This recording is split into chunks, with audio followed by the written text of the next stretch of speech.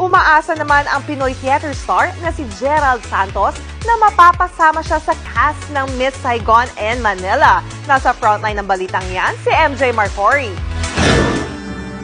Mula London hanggang Denmark at iba-iba pang lingwahe. Talaga namang nakaka-proud ang kababayan nating international theater actor na si Gerald Santos. Siya lang naman ang napiling gumanap bilang si Tuy sa world-class production ng Miss Saigon na nagtatanghal sa iba't ibang panig ng mundo. At nakapanayam nga natin si Gerald. Ngayon pa lang, maraming Pinoy fans na ang umaasang makakasama si Gerald sa cast ng Miss Saigon production dito sa Pilipinas. Of course,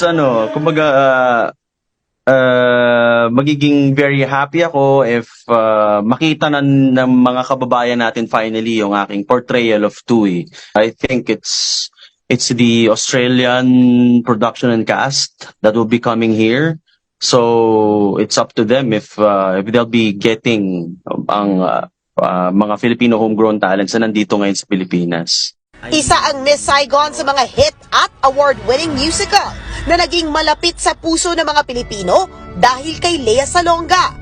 Alam naman natin yung history ng Philippines and ng Filipinos with Miss Saigon, di ba? We know the history. This is literally the show that put us on the map of world theater. So, alam mo yun, yung nag-originate nung lead role is Filipino, si Lea Salonga.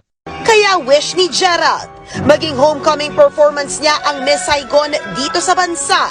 Hindi ako magiging honest kung sabihin kong hindi ko wini-wish yun, alam mo yun. So, but it's, I'm hoping that not just me, they get homegrown mga Filipino talents na to be part of the Miss Saigon run, because it's been a long time coming. It's gonna be 24 years since nakapunta sila dito. Sa March 2024 na magsisimula ang Miss Saigon production sa The Theater at Soler sa Parañaque.